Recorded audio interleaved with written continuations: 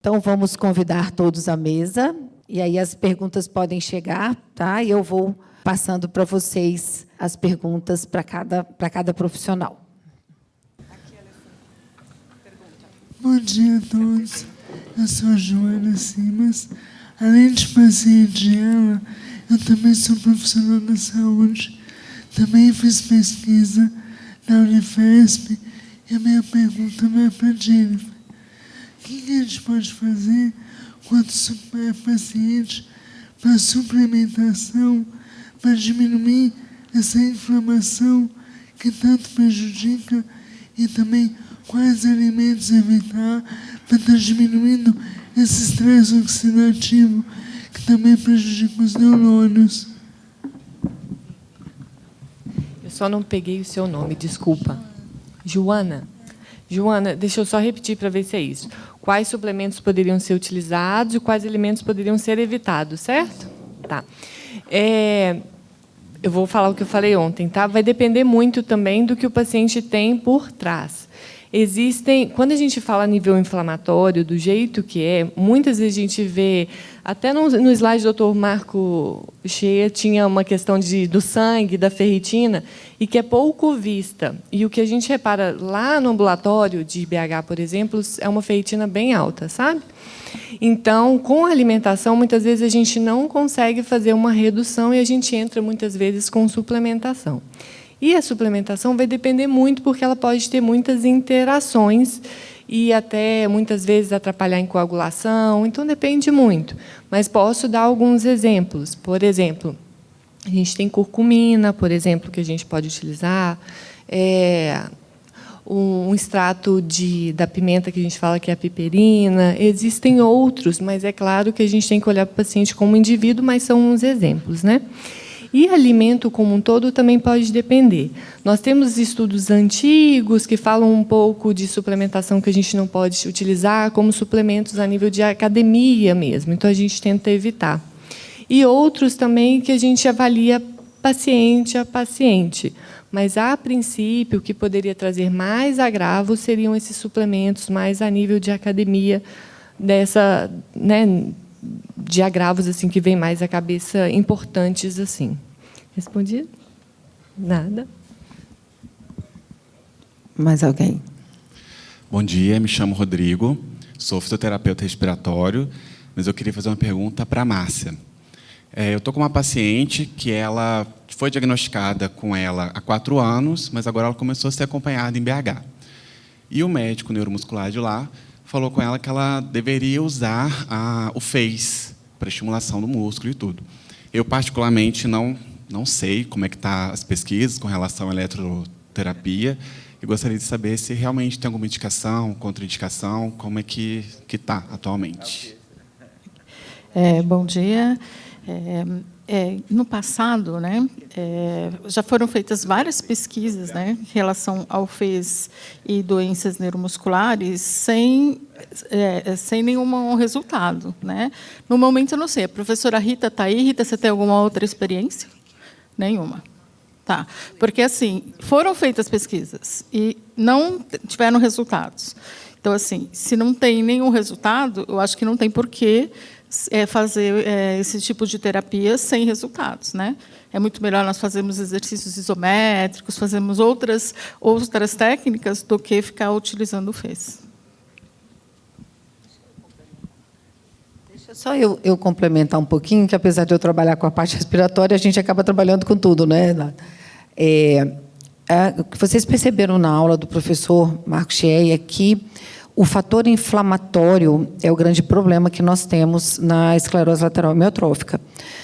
Quando a gente utiliza o FES, a resposta do FES é uma melhora de força muscular. E, para a gente trabalhar força muscular, a gente rompe fibras.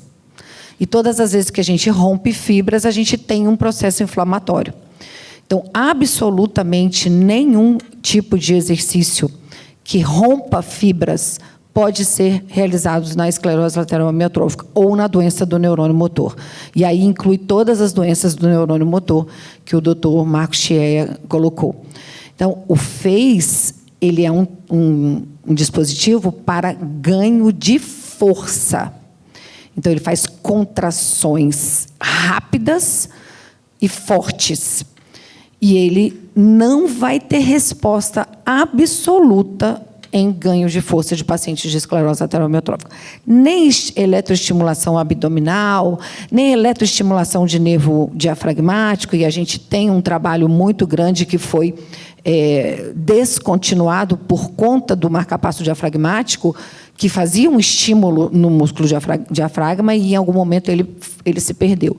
Então, os estudos não conseguem mostrar que treinos de força têm efetividade.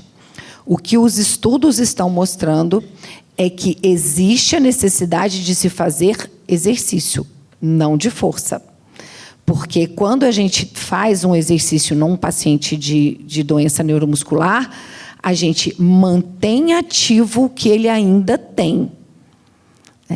E não, a gente não vai fazer o exercício de força para ele perder aquilo. Então, a gente tem um grupo de músculos que se mantém, né, que ainda não se deterioraram. Então, por isso que a gente então, não utiliza treinos de força de forma nenhuma. Bom dia, tudo bem? Meu nome é Ramon e eu vou fazer a pergunta para o Dr. Marcos. O senhor falou durante a palestra sobre a questão sobre a neuromodulação.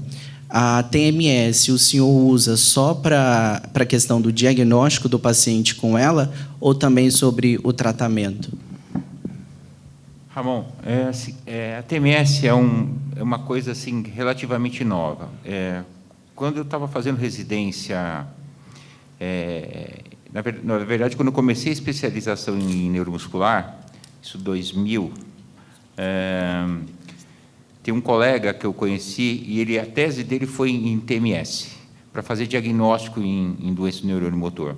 A primeira vez que eu tomei contato com isso. Comecei a frequentar congresso internacional e já começaram a lançar o primeiro paper sobre isso, sobre o diagnóstico da curva de excitabilidade cortical. Então, não é uma coisa nova, né? Para diagnóstico, não é uma coisa nova. E, assim, sempre foi como um diagnóstico diferencial para ver a excitabilidade cortical. O tratamento, começaram a vir alguns trials, o pessoal que trabalha muito bem com isso é o pessoal da Austrália. Se você procurar os artigos internacionais, o pessoal da Frontiers of Science, que são os melhores artigos sobre isso. E eles começaram a mostrar as curvas sequenciais e tentando estimular para ver a diferença da curva, se você tem realmente o ganho de força motora e a mudança prospectiva da ventilação, da força, qualidade de vida, e eles estão trabalhando com a estimulação. Na verdade, pelo excesso de excitabilidade que todos os neurônios têm, na verdade, a gente só vê diferença de curva, e é a mesma coisa que a gente fala com o FES, por exemplo, em reação inflamatória. A excitabilidade cortical vai funcionar sempre como isso, né? E, assim, a gente hoje usa, como o critério do score mudou muito, em pacientes que a gente tem dificuldade para fazer um diagnóstico mais preciso, a gente pode lançar a mão da TMS. Tá? Não são todos os pacientes, existem pacientes específicos. O legal é que eles estão mostrando curvas diferentes em subtipos diferentes de doença. E talvez isso ajude muito para a gente diagnosticar. Como a gente não conseguir um teste genético, isso sirva como instrumento para fazer uma forma diferente. Por exemplo, uma forma que é um cromossomo 9 ou um TDP43, que são formas diferentes da doença. Talvez a TMS ajude muito no trabalho, ajude muito para a gente saber um diagnóstico diferente da doença. Tá? Mas para terapia, por enquanto, não, mas para diagnóstico, sim. É só fazer um complemento, porque lá no estado, no Espírito Santo, eu estou fazendo mestrado voltado para a área de neuromodulação, e a gente teve a experiência com uma paciente que participa do projeto da clínica escola, só que nós fizemos a neuromodulação de fase inicial, ela está na fase inicial da doença, e em área motora, e ela relatou, depois de algumas sessões, a questão da cãibra. Ela sentiu uma melhora nessa fase de cãibra e dormência. E aí, por isso que eu fiz então, é interessante. A gente, como todo processo que a gente estimula o neurônio, né, de uma forma geral, o paciente sempre vai, numa forma inicial, vai sentir melhora, mas a gente tem que acompanhar a longo prazo, né? Se você for melhorar, fazer uma dinâmica de exercício físico, por exemplo, num paciente com doença neurônio-motor em 3 meses, ele vai sentir que está melhor, né? O duro é você acompanhar a onda propagada com aquela ressonância que eu mostrei para vocês, a ressonância de propagação da excitabilidade cortical a longo prazo, né? Então, isso a gente tem que tomar cuidado, porque se a gente fizer musculação todo dia, ou fizer aumentar a força todo dia, o paciente que tem o início da doença, o paciente fala, nossa, eu estou melhor. Mas como que isso vai evoluir em 6 meses, 1 ano, 2 anos, né? Todo o trabalho tem que ser evoluído em 2 anos, né? Então, assim, com a doença. Então, acho que a gente tem que tomar bastante cuidado com isso. Mas, assim, não deixa de ser uma técnica admirável, importante, e a gente está utilizando bastante. Oi. Eu sou a Daniela, sou filha do Floriano, que foi diagnosticado recentemente com ela. Claro. Minha pergunta é para o doutor Marcos. Eu vi que, na parte ali de diagnóstico que o senhor mostrou, tem vários estudos mostrando, né, Europa, Ásia, mas não tem nada de África. E meu pai é um homem preto, assim como eu, então a gente tem uma descendência, né, africana, e eu queria saber se tem algum estudo, alguma coisa relacionada ou se não. Não tem, mas assim especificamente em algum país da África, né, nenhum estudo específico, mas assim a incidência não muda, não tem muita distinção de raça, tá? Não tem muita distinção de raça. A única local que a gente tem uma incidência aumentada são alguns que a gente chama de clusters específicos, mas eles estão relacionados com o tipo de ambiente e também com o pedigree genético que foi mantido. Por exemplo, uma região, o sudeste japonês, Península aqui, as Ilhas Marianas, que estão lá na Polinésia, perto da Polinésia Francesa, né? A Península de Marseille, do sul de Marseille. Parece que isso está relacionado à exposição alimentar e à manutenção do pedigree genético, com casamento familiar, muita excitabilidade ao glutamato e um aminoácido chamado BMAA, de consumo e estuários de algas que estão próximas dessa região. Mas isso também não está provado que é só isso, mas parece que é uma conjunção de ambiente, alimentação e exposição contínua.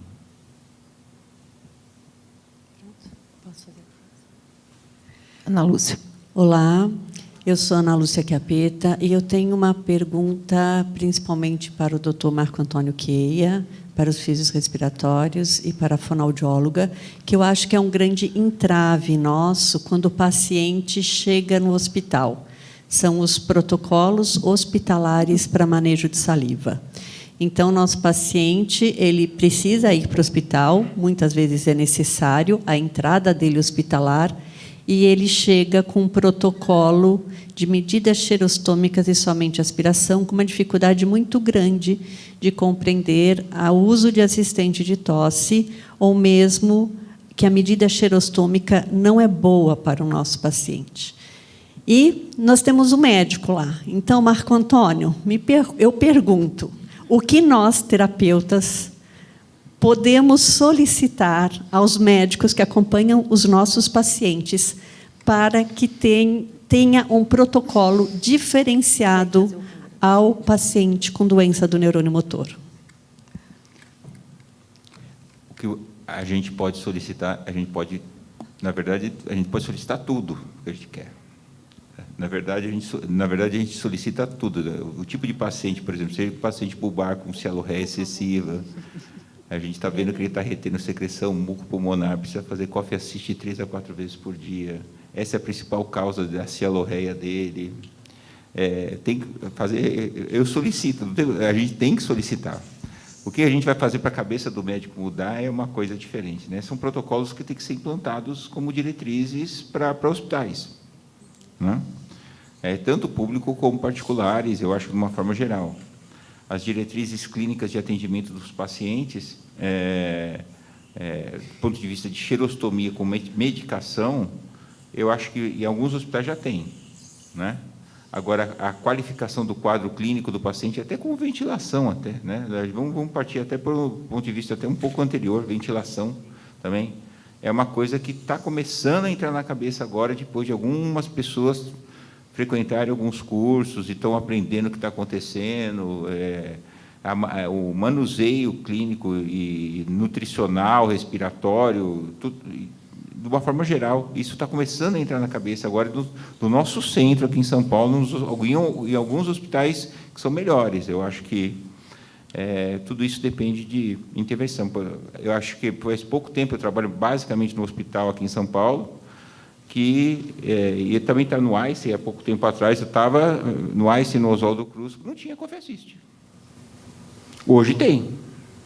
À beira você solicita, em 2 horas chega. Então, assim, mudou a perspectiva, né? Então,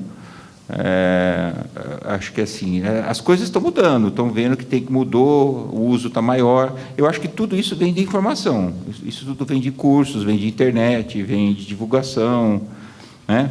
Assim como eu mostrei aquele quadro da incidência da doença. Por que a incidência da doença?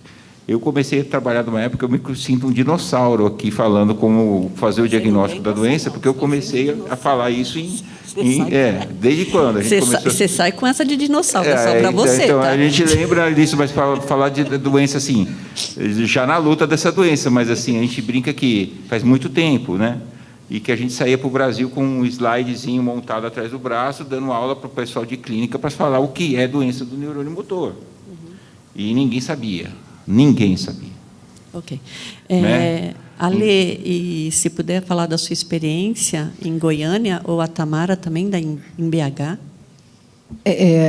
A minha experiência em Goiânia é assim, eu sou sortuda, porque a equipe do Hospital Neurológico a qual eu trabalho tem 23 anos, tinha uma fonoaudióloga de referência, né, que a Edna sempre foi uma pessoa de referência dentro do hospital. Então, nossos processos começaram a mudar há muitos anos. Quando nós tínhamos o Dr. Sebastião Eurico também, que é um médico neurologista, que nos convidou para fazer um grupo de esclerose lateral amiotrófica, quando eu te conheci, inclusive. Tem pouquinho tempo, né, Ana?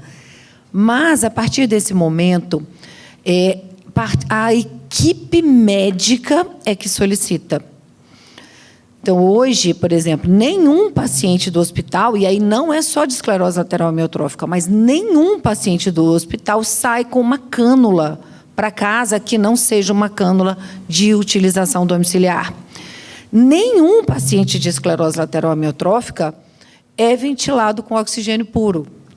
Porque, quando ele chega no hospital, todo mundo já ouviu alguma coisa. O enfermeiro fala, esse é aquele que não pode pôr oxigênio. No nosso PS, nós temos uma ventilação não invasiva.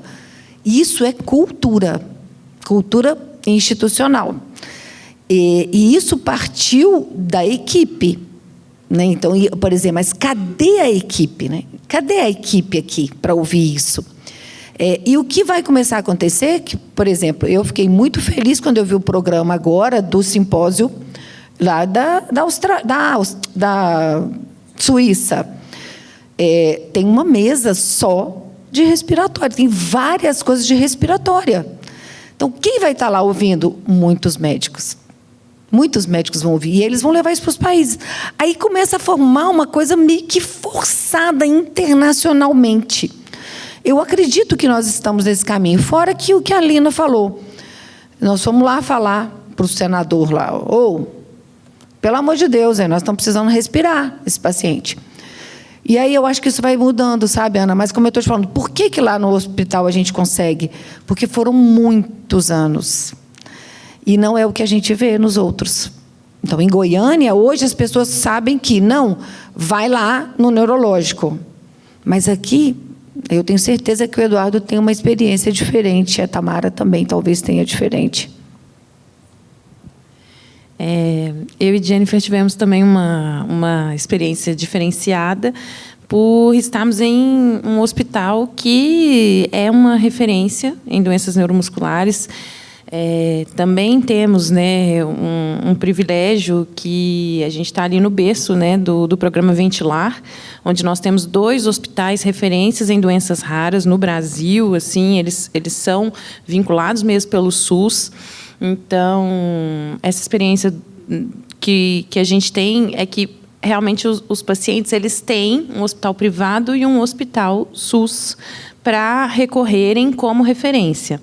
Mas, tanto é que para os meus pacientes eu sempre falo, você tem que ter algum vínculo, ou com o programa Ventilar, para você ser direcionado para o Hospital Júlio Kubitschek, ou com os médicos do hospital particular, para você ter esse local de referência.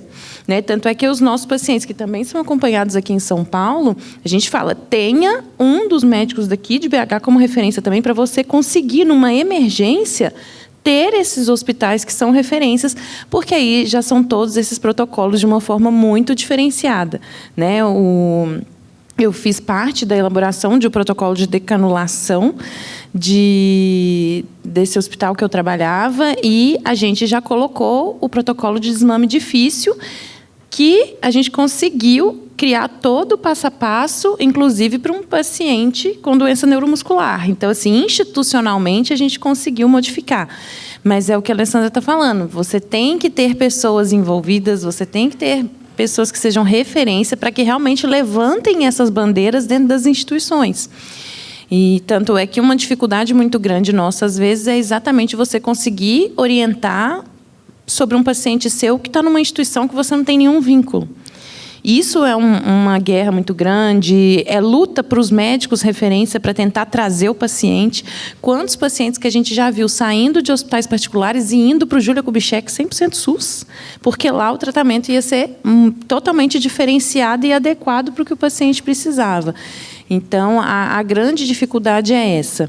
Um ponto também que me veio muito forte na cabeça aqui, enquanto eu estava ouvindo as discussões dos colegas, é lembrar os pacientes a importância de, sempre que você for para um hospital, mesmo que seja só para uma consulta num PS, assim, você não imagina que você vai ficar internado. Não esquece de levar o seu ventilador, o seu ambu e a sua máquina de tosse, se você tiver. Porque, às vezes, esse é o melhor momento para você conseguir entrar com esses aparelhos, porque se fica para trazer depois, às vezes a UTI não aceita. Então, tem algumas situações que isso pode ajudar.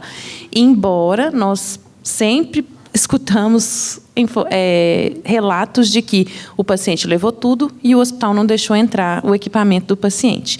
Né? Mas, então, assim, tentar não esquecer, tentar lembrar que, às vezes, é mais fácil quando você está no fluxo de porta, quando você está entrando ali pelo PS, porque numa outra situação, às vezes, é um pouco difícil.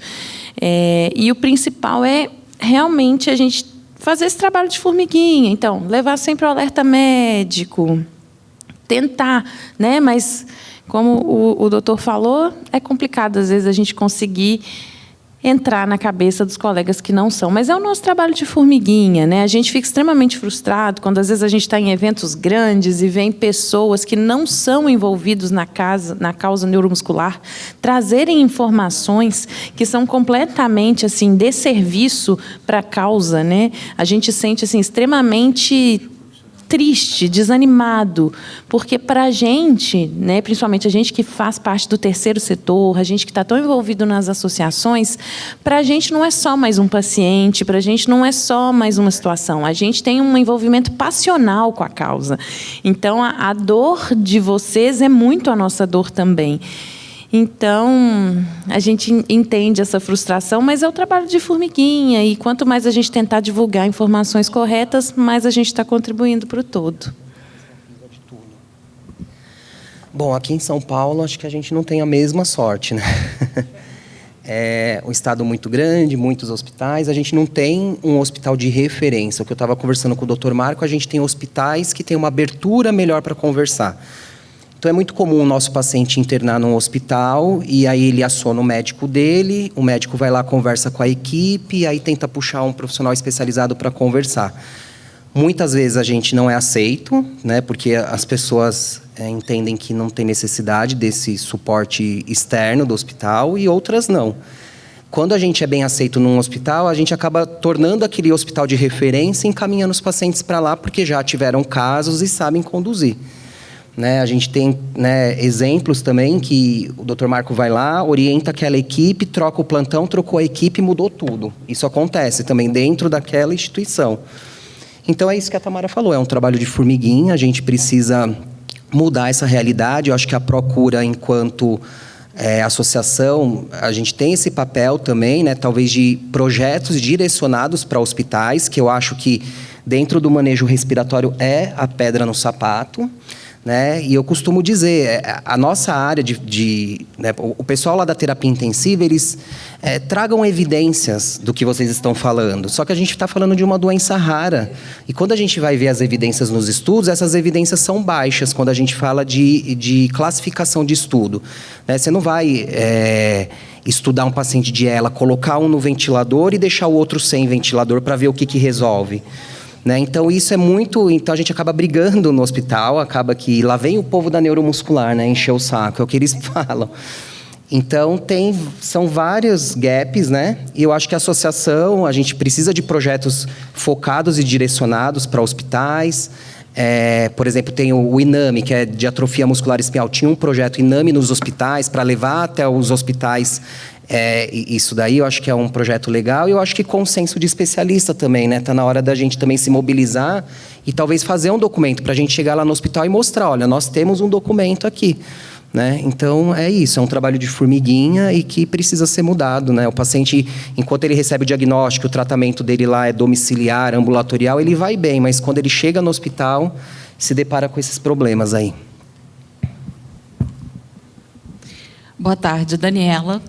Eu queria fazer para a doutora Tamara. Acho que a gente até conversou ontem, doutora Tamara, sobre isso. De todos os profissionais numa equipe multidisciplinar, lá no Rio, o que a gente tem mais dificuldade é a fono. Né? Muito mesmo. Tanto de conhecimento quanto de disponibilidade para aprender. Aí eu queria saber, principalmente na relação de um paciente, que 80% dos casos que hoje a gente acompanha lá são bulbar, ou tem, né, como definição de ELA bulbar. E acontece muito, por exemplo, eu conversei ontem com a doutora Alessandrosa, que o meu marido era rígido, então tinha um procedimento. Aí a gente vê outros pacientes que já não são assim, e ficam perguntando para a gente, mas o que o fono faz? Como faz? Que exercícios podem? Quais não podem? Porque a gente já viu o paciente receber choque na língua, entre outras coisas que a gente não sabe nem também se está certo ou errado. Né? Mas aí a gente também não pode nem orientar a família o que é ou o que não é. A deficiência no Rio hoje, que a gente percebe, infelizmente, está no caminho. Além de todos que a gente já falou, hospital esquece. Não dá nem para... A gente pede para levar quase que a casa. Né? Então, seria isso. Obrigada. Saber... Isso está muito ligado à expertise, né? Porque a gente não pode falar que é igual tratar todos os pacientes de ELA. Existem várias particularidades, principalmente quando a gente fala do ponto de vista bulbar. Falar de função bulbar é muito difícil porque não existe nenhum consenso entre especialistas, né, do que é. Quando você tenta ver com os profissionais, né, como você avalia a função bulbar? Então, isso é muito... profissional dependente. Você depende muito dessa expertise, desse conhecimento dos profissionais. É uma terapêutica completamente diferente. A nossa maior dificuldade é fazer os profissionais compreenderem, né, que a terapia fonoaudiológica de um paciente com doença neuromuscular, ela é completamente diferente de outros pacientes neurológicos. Os conceitos são diferentes, a aplicabilidade clínica é diferente. Você precisa de saber fazer o exame fonoaudiológico com base nas questões neurológicas mesmo. Então, saber identificar se esse paciente tem uma propensão a alterações flácidas ou alterações espásticas, ou se esse paciente tem, na verdade, uma condição mista, mas dentro dela qual que é a predominante, porque isso vai ser muito diferente. A forma de fazer o ambu não é a mesma, a forma de você executar os exercícios também não. Então, é um conhecimento específico. Então, o que o fonoaudiólogo faz? A gente acompanha esse paciente desde o diagnóstico até a todas as etapas do avançar da doença. A gente tem como intervir em algumas situações. Em alguns momentos, a gente vai intervir mais com exercícios. Em outros, a gente pode até está só manejando o quadro. Então, tem algumas situações em que, às vezes, o paciente está agudizado de alguma situação, em que a gente fala, olha, então vamos regredir, a gente vai parar com os exercícios, a gente vai pôr foco nisso, nisso, nisso, e depois a gente retorna. Um paciente desnutrido. Quantas vezes eu já falei, não, espera aí, nós não vamos fazer exercícios, esse não é o momento, a gente vai focar na terapia nutricional. Quando você tiver uma reserva energética, eu vou entrar com os exercícios específicos. Então, agora vai ser só manobra, ajuste de consistência, e, num segundo momento, eu vou entrar. Por quê? Porque, senão, eu favoreço o catabolismo daquele paciente. Um paciente que está ali num quadro de hipersensibilidade laríngea, em franca crise de tosse crônica, primeiro eu tenho que amenizar, para conseguir trabalhar os movimentos paradoxais dessa laringe, para depois vir com os exercícios, porque, dependendo dos exercícios, eu mesmo provoco a crise. Então, são várias questões que a gente tem que pensar, que a gente tem que analisar, é entender que esses pacientes são únicos, que não é uma terapia para todo mundo. Eu não faço um exercício com todos os pacientes de ELA, por exemplo. O que não deve ser feito é o mesmo conceito geral. Então, exercícios de força, de contrarresistência, a eletroestimulação, a própria fotobiomodulação, que é o uso do laser, ela não tem nenhum estudo que tenha sido feito especificamente com pacientes com doenças neuromusculares. Então, a gente não tem ideia do que essa fotobiomodulação gera no paciente. Uma coisa é você usar de uma forma muito específica para, por exemplo, um paciente que está ali muito agudizado num quadro de dor, aí você faz numa medida para dor, assim, para você diminuir mesmo, para fazer analgesia. Isso é uma coisa. Mas o uso constante, pensando aí em performance, em redução de fadiga, isso não é indicado, porque nós não temos nenhuma evidência que diga que é benéfico e também não temos nenhuma que diga que é maléfico. Então, basicamente, você está fazendo algo que não foi estudado. E aí a gente questiona muito, né? Qual que é o efeito que isso vai gerar num paciente que está ali com uma mitocôndria recebendo muita energia? Qual é o efeito para um paciente que tem uma causa hipermetabólica? Será que a gente não está favorecendo ali o hipermetabolismo daquelas células musculares? Então, assim, são perguntas. Então, o que a gente sempre orienta, né? O que é o segmento do raciocínio? Que a gente faça avaliação desse paciente, que a gente examine todas as funções sensório-motoras orais, que a gente veja esse paciente como um todo, então que a gente faça o acompanhamento cognitivo, linguístico desse paciente, que a gente avalie de uma forma estrutural e funcional todos esses órgãos que a gente chama de fonoarticulatórios, que é tudo aquilo que a gente falou ontem, lábio, língua, bochecha, a musculatura que a gente chama de céu da boca, né? A musculatura palatina, a musculatura da garganta, todos os aspectos vocais, porque tudo isso vai trazer para a gente informações que são muito importantes.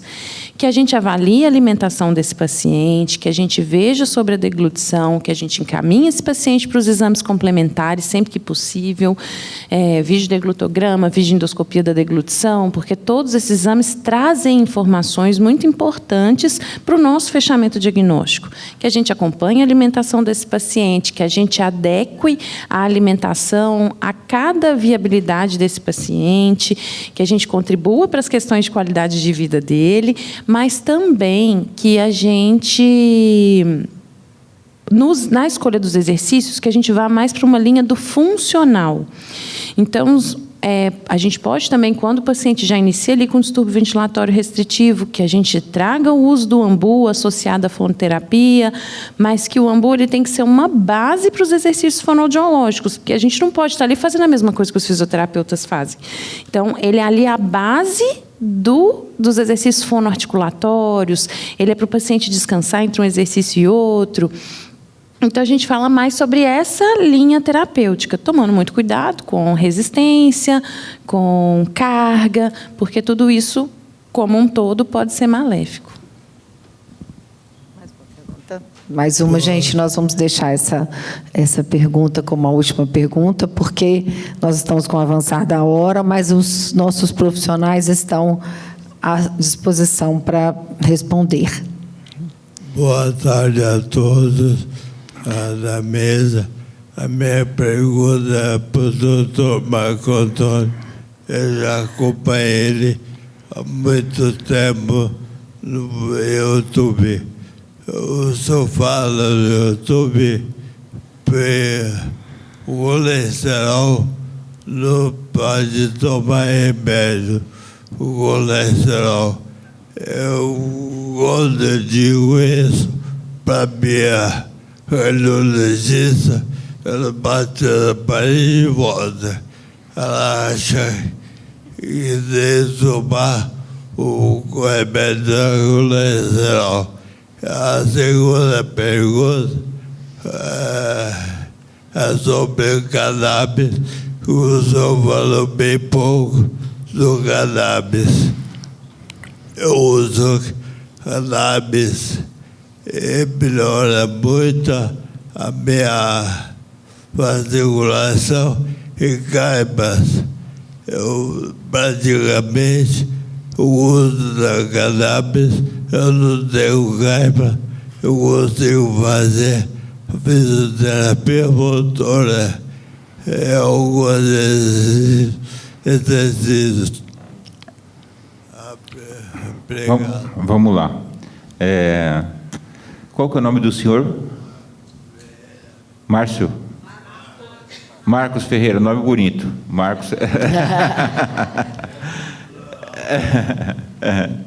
Marcos, é o seguinte, com relação ao colesterol, existe uma tendência, na verdade, pelo hipermetabolismo provocado pela doença, se nós tivermos reservas de lípides, favorecem a sobrevida da doença.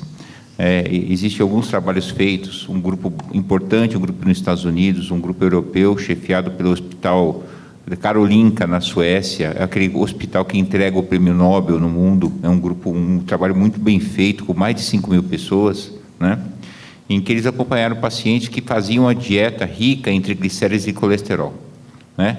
E o grupo que teve essa dieta rica em colesterol, triglicérides, eles tiveram uma sobrevida muito maior do que os que não fizeram, né? Controlando esse substrato nutricional. É lógico que existem algumas coisas que a gente tem que considerar. Por exemplo, quem tem histórico de doença cardiovascular na família, por exemplo, com placas coronarianas, uma tendência maior a infarto, placas na carótida, né, na vertebral, são artérias importantes do nosso corpo, elas têm que ser consideradas. E os remédios utilizados para colesterol, a rosuvastatina, a atorvastatina, a pitavastatina, a simvastatina, são remédios que estabilizam a placa, né, e não deixam a placa crescer. Principalmente quem já fez um cateterismo, colocou um stent, né, então tem uso obrigatório. Então, assim, existem condições específicas, né? Então, cada caso é um caso. Normalmente, quando você não tem nenhum desses riscos importantes, né, e você não tem nenhuma dessas comorbidades associadas, a tendência é não usar remédio para colesterol e tentar manter o colesterol em níveis mais elevados do que os preconizados atualmente pela cardiologia e endocrinologia, né? Porque faz uma diferença estatística significante e com comprovação científica padrão A, um trabalho muito bem feito, né, para esses grupos de estudo, né? Com relação ao uso do canabidiol, existe, pelo menos eu já vi pelo menos uns 15 trabalhos diferentes com canabidiol nos congressos mundiais que a gente já visitou. O canabidiol, ele nunca provou ser um remédio que trabalhasse na neuroproteção da doença, tá? Como droga neuroprotetora. Já tentaram mostrar trabalhos, na verdade, eles tentaram mostrar 2 trabalhos tentando comprovar a neuroproteção, como se fosse o Riluzol, como se fosse o Daravone, essas medicações desse tipo. E não se provou nada até hoje, o neuroproteção.